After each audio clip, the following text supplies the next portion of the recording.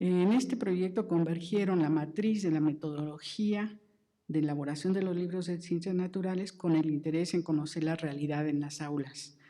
En el que participábamos yo, Grecia, también participó Rosa Vera, que era del equipo de naturales, se integró posteriormente Inma Fuenlabrada en matemáticas, no me acuerdo si David estuvo en el primero o no, segundo, ¿no? Y 2 maestros del equipo original, y además convocamos a 8 instructores comunitarios para ser parte del equipo, en consonancia con la forma en que se trabajaba con los libros de texto. Pero la tarea que tiene más que ver tal vez con lo que vamos a presentar en la mesa ahora era que un día a Juan Manuel se le ocurre, bueno, a ver qué está pasando en las aulas con los libros de texto que estamos haciendo. Entonces yo, junto con Grecia Gálvez y Ruth Paradise, entró como auxiliar en ese tiempo, nos fuimos a las escuelas más cercanas, las primarias más cercanas, estábamos allá en Zacatenco en ese tiempo, a ver qué sucedía con los libros de texto en las aulas, ¿no? Después de probar diferentes formas de codificar lo que estaba pasando, etcétera, optábamos por un enfoque mucho más cualitativo. Ahí es donde topé con la etnografía. Por cierto, yo no era antropóloga en ese momento, sino como que a raíz de los libros de texto y de esta parte me metí a la etnografía y luego estudié antropología en el doctorado. Entonces esto también fue un momento muy fundante, y lo que quiero compartir con ustedes es algo que acabo de releer y que me sorprendió, que fue el informe que hicimos de Grecia de lo que habíamos encontrado en ese momento, y que lo publicamos como en el 80 en una revista que se llamaba Educación del Consejo Nacional Técnico. Quiero leer algunas cosas simplemente porque creo que explican lo importante que fue esta asomada a las aulas para fijar algunas líneas de lo que han sido los proyectos posteriores. Uno de los ejes de análisis, teníamos como 6, incluyendo la organización del grupo, el trabajo del maestro, etcétera, pero uno de ellos fue la presentación del conocimiento. Es a partir de la presentación. Voy a leer lo que está en el texto, nada más porque lo dije mejor entonces de lo que lo podría decir ahora. Cito: es a partir de la presentación concreta de los conocimientos que los alumnos pueden construir sus conocimientos. La presentación del conocimiento consiste en el conjunto de elementos de todo tipo a través de los cuales se comunica o registra el conocimiento por parte de maestros y alumnos. Incluye las formas en que se enuncia los textos escritos o leídos, la asociación con ejemplos, materiales o ilustraciones, y las relaciones que se establecen o que se omiten en la definición implícita o explícita de los conceptos tratados en clase. Luego problematizábamos lo que era el papel del libro de texto en el aula. La supuesta correspondencia entre el texto de la lección y el desarrollo de una clase muestra problemas de fondo. ¿Puede un texto escrito expresar o generar todo lo que involucra una clase? La necesaria intervención de la maestra para aclarar lo que en el texto queda implícito por obvio es evidencia de que no es así. El problema no se debe al error en el texto. Cualquier texto requiere ser interpretado por maestra y alumnos para convertirse en clase. El ritmo de la clase, incluyendo las investigaciones, lo da la lectura del texto, pero el texto no puede generar tal cual un determinado tipo de clase. Por otra parte, una clase difícilmente conserva la estructura del conocimiento que subyace en el libro de texto. El problema general que se revela en estas clases es el de la integración del texto escrito al proceso de enseñanza y a la comprensión del conocimiento transmitido. Por ello, concluimos, nos parece importante buscar formas de investigación que permitan conocer la compleja realidad escolar y formas de trabajo con los maestros que sean consecuentes con esa realidad. Todavía sigo tratando de lograr eso. Bueno, vamos a resumir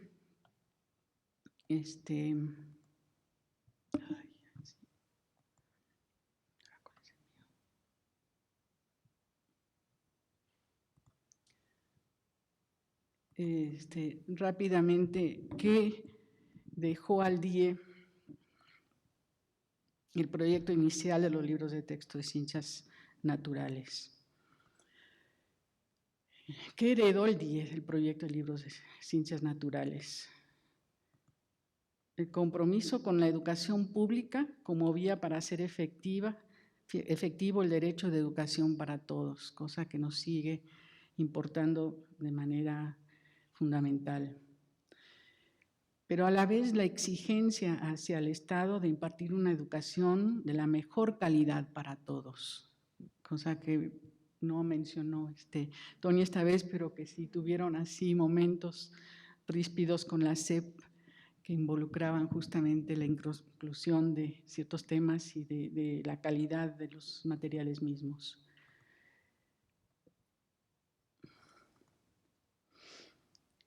También nos heredó así como una opción pedagógica centrada en la actividad de los que aprenden. En esos tiempos todavía había todavía ahora lo hay, pero en ese tiempo se sentía como parte en diálogo toda la propuesta que en ese tiempo se llamaba tecnología educativa, que no eran los aparatos, sino más bien esta concepción desde los objetivos y muy fundado en una idea de programación del conocimiento por estímulo, respuesta, etcétera, etcétera, que se tradujo en ciertos materiales en ese momento impresos, pero que ahora permea, pues, por ejemplo, toda la opción de enlace. Y frente a eso, pues nosotros realmente estábamos en la pelea por conservar lo que había y recuperar lo que había de tradición, larga tradición, ahora sabemos también con la historia de una llamada Escuela de la Acción o Educación Activa, en fin, pero fundamentalmente la idea de que se aprende haciendo, ¿no? También heredamos la propensión a abordar los problemas educativos con conocimiento de los contextos políticos, sociales y culturales del país y de cada lugar.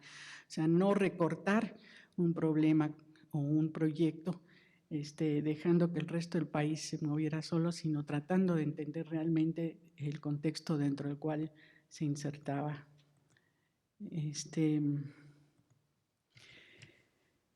Heredamos de ese tiempo también la necesidad de conocer a las escuelas y a los maestros para poder ofrecer mejores soluciones educativas. Es decir, era como una posición tomada de que las soluciones no iban a llegar mágicamente empaquetadas desde el extranjero o desde algún proveedor para ser consumidas tal cual, sin un trabajo arduo anterior de conocer las escuelas y los maestros a los cuales iban destinados estas propuestas educativas.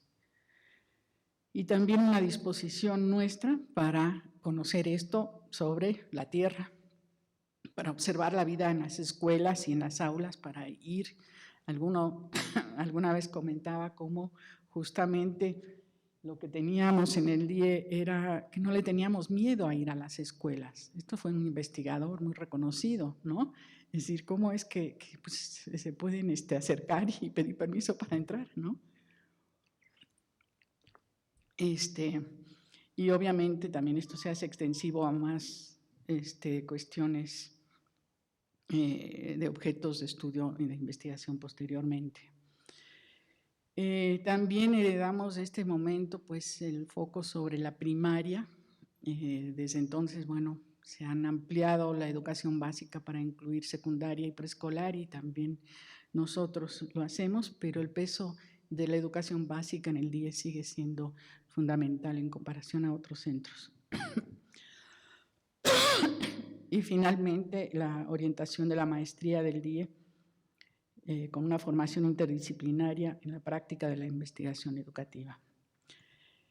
Y en esos 8 puntos creo que se resume una herencia que es importante salvaguardar, conservar y desarrollar. Gracias. Después de lo que él se ha planteado, el trabajo que inicialmente ellas hicieron en las escuelas, en donde salió un texto que se llamaba Cuatro lecciones de ciencias naturales o algo así, donde se desarrolló todo este enfoque etnográfico. Yo hice la maestría en el departamento y inicié la investigación en ciencias naturales después de hacer la maestría. En ese entonces había algunos estudios experimentales sobre concepciones y representaciones de los alumnos que dominaban a nivel internacional, o sea, cuáles son las ideas de los alumnos sobre diferentes temáticas de ciencias.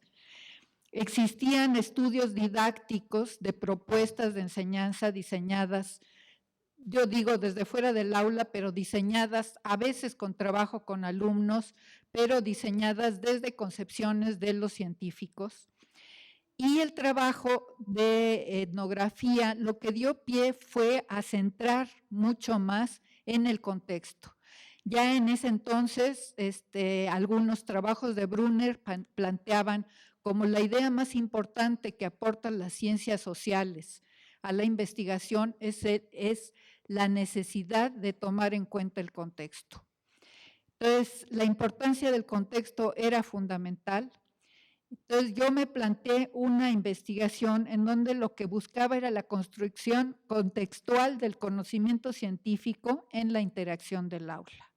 Conocer en detalle las prácticas de enseñanza para orientar las propuestas, esto que él sí planteaba, o sea, cómo podemos meternos al aula y ya no solo como inicialmente fuimos a ver cómo estaban funcionando los libros de texto, sino a ver cómo estaban trabajando los maestros, tratar de entender cuál era la lógica de los actores, cuál era la manera como los alumnos estaban entendiendo, cómo el maestro estaba interpretando, cómo se estaba trabajando para, al revés de la propuesta al aula, partir del aula hacia la propuesta.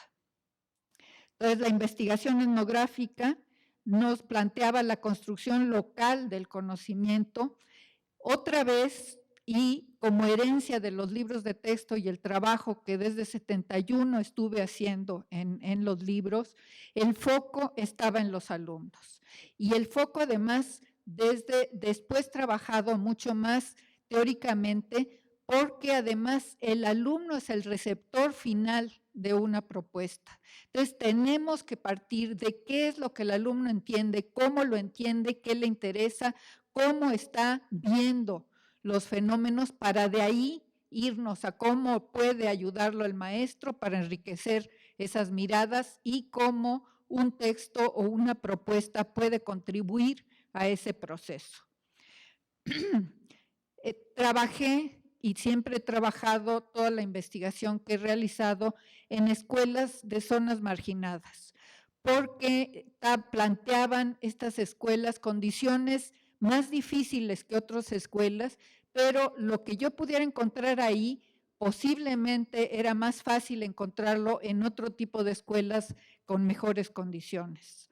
Entonces, siempre trabajé en las afueras de la Ciudad de México, en condiciones de escuelas muy marginadas, con niños recién llegados de provincia, con padres que no tenían empleo y con condiciones difíciles. En esa primera investigación que hice para una tesis de maestría, desarrollé algunos aspectos. Cómo se transformaban las actividades de los libros de texto a la práctica docente. ¿Qué pasaba de lo que estaba planteado en el libro de texto a lo que hacían los maestros? Y entre otras cosas, como les comentaba antes, nosotros habíamos planteado una cantidad de problemas abiertos en los libros de texto que en el aula se convertían en demostraciones y problemas cerrados. El maestro planteaba esto es así y ya esto tienen que llegar. Entonces había una transformación ahí muy fuerte que después cuando la presentaba el maestro a los alumnos, como él sí decía, la presentación del contenido era pasar de, o sea, transformaban la resolución de problemas en demostraciones. Sin embargo, en el momento que se planteaba la demostración a los niños empezaban a preguntar, empezaban a cuestionarse, empezaban a dar otro tipo de soluciones que no eran las que esperaba el maestro. Y se convertía aquello en un nuevo problema, se abría nuevamente. Entonces, hay todo un proceso en donde se van transformando las propuestas.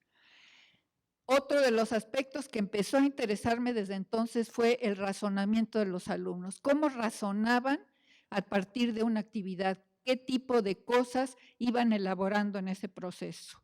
Las explicaciones que daban. Y un tema que ha sido desde entonces un tema que ha atravesado gran parte de mis investigaciones, que es la argumentación.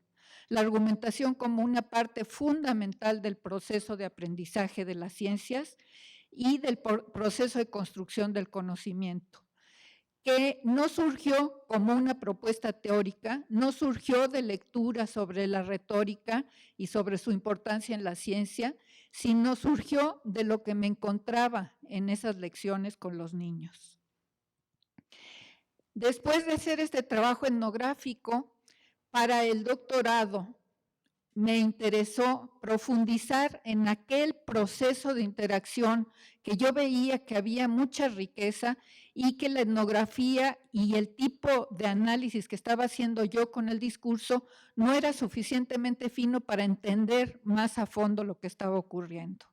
Entonces hice trabajos sobre análisis del discurso desde la perspectiva de la psicología discursiva, en donde se analizan aspectos como pausas, elongaciones, énfasis, etcétera, del discurso, y eso permite como profundizar en esos aspectos de la interacción. Me interesaba la distribución asimétrica de los recursos discursivos para potenciar y orientar la construcción del contenido, cómo era ese proceso de negociación, analizar los recursos de los alumnos, los recursos discursivos, y para esto una de las cosas que encontré que era de gran utilidad es enfocarme en situaciones de conflicto. Entonces, yo detectaba cuáles eran las situaciones de conflicto donde había diversidad de versiones sobre el contenido y allí ponía el foco, allí profundizaba en el análisis. ¿Por qué esas situaciones de conflicto? Porque esas son en donde muchas de las ideas que los alumnos pudieran tener permanentemente salían a flote. Era donde realmente se manifestaban con más claridad y ahí aparecían defensas de sus puntos de vista aún en contra de la opinión del maestro. Bueno, sobre esto voy a pasar más rápido. La concepción que tengo de ciencias como construcción social sujeta a procesos discursivos y construida en un contexto cultural de una comunidad. Desde el punto de vista de la sociología del conocimiento científico, algunos de los planteamientos de arriba son fundamentales. La ciencia no solo como contenido, sino también como procedimiento y criterios para legitimar las explicaciones. La ciencia como construcción cultural y cuáles son las fuentes que legitiman el conocimiento científico, en donde no es nada más la evidencia empírica, aparentemente objetiva, sino una, como veremos más adelante, una evidencia construida, el razonamiento, las analogías, la argumentación, las consideraciones estéticas, como esto es más bello, entonces tiene más posibilidades de ser verdadero. La novedad, la autoridad del que lo dice, el consenso, y cómo esos mecanismos que realmente son los que operan en la ciencia también, porque la ciencia no solo son experimentaciones y análisis teóricos, sino también la autoridad del que en un congreso plantea que hay un nuevo descubrimiento y una nueva manera de ver los fenómenos, depende quién lo diga, qué tanto caso se le hace. Y el consenso de la comunidad.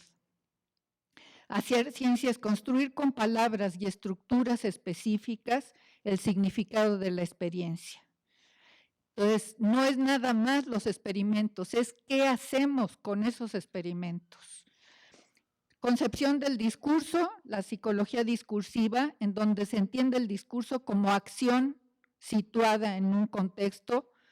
Entonces, el discurso no son solo palabras, son acciones también y realmente realizan un trabajo en la interacción. El discurso construye realidades e identidades, no solo las refleja, las construye. El discurso surge de condiciones sociales de producción y contribuye dialécticamente a crearlas. Construye también cultura, parte de la cultura y construye cultura. Construye cognición, el discurso contribuye a desarrollar y estructurar la mente y es producto de esta. Interesa más la organización social del discurso que su organización lingüística en este tipo de perspectivas. Por eso no se fija tanto en la estructura de las oraciones y en las formas deíticas y una serie de recursos lingüísticos, sino qué acción está haciendo ese discurso frente al otro. Está dando una orden, está construyendo una afirmación. Ahí en esta tesis trabajé varias ideas, la evidencia y los hechos científicos. Este es un ejemplo que voy a pasar rápidamente, pero es un ejemplo en donde se ve que la evidencia, a pesar de que los niños están viendo una actividad en donde el agua se pone más opaca porque soplamos sobre un agua con cal, y entonces la transparencia se convierte en algo más opaco por el dióxido de carbono. El maestro pasa con los dos botecitos, uno más claro y el otro más opaco, y les dice a los niños que lo vean. Entonces los niños en repetidas veces, primero le dicen muy fuerte, no se ve, otros alumnos se ríen.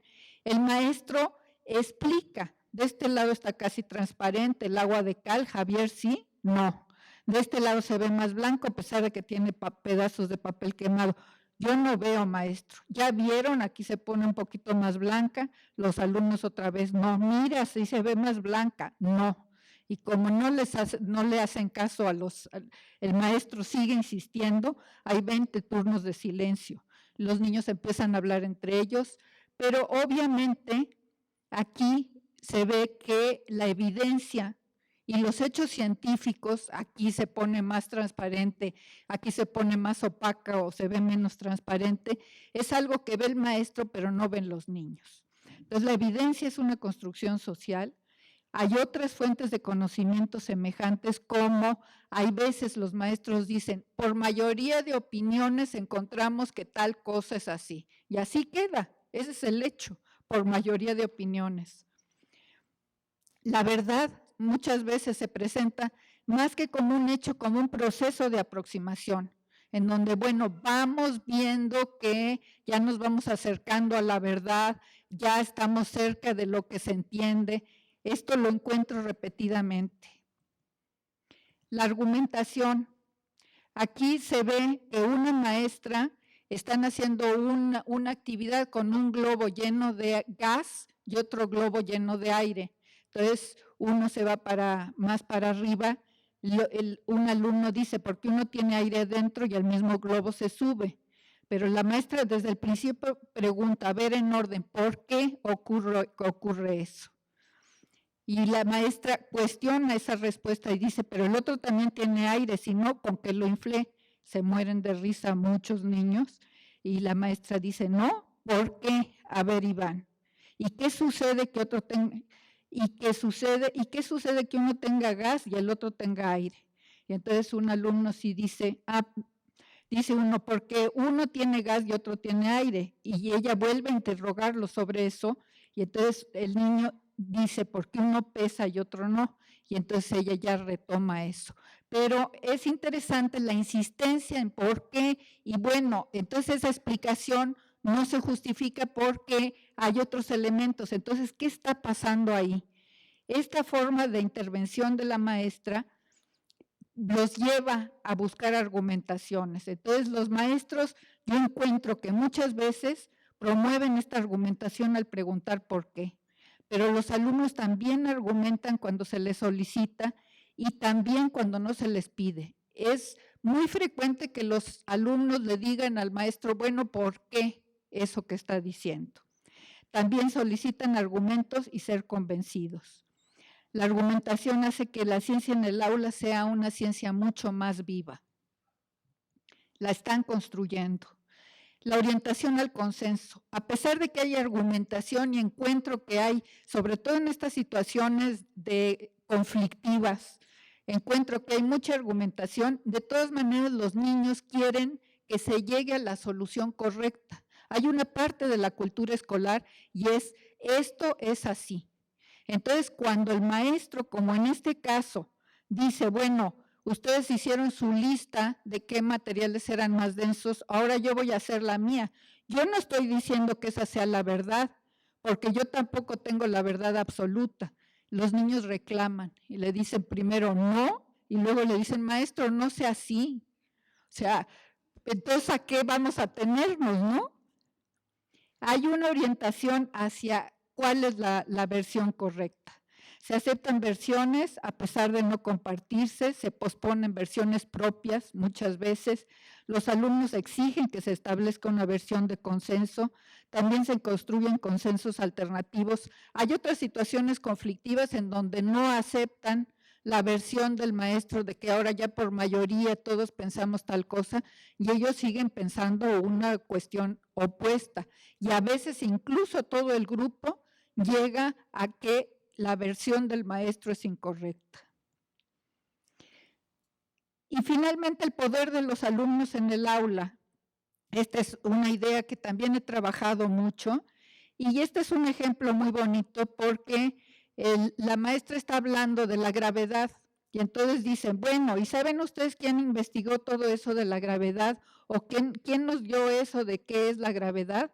Un niño dice no y simultáneamente otra niña dice, cuando viajó Cristóbal Colón, y entonces se mueren de risa los niños y se burlan, ¿no? Ah, ¿cómo? Muchos niños y niñas comentan en tono de burla. A ver, cuéntanos, dice la maestra, a ver si está bien. Cuando viajó Cristóbal Colón, ¿qué? La niña se queda callada.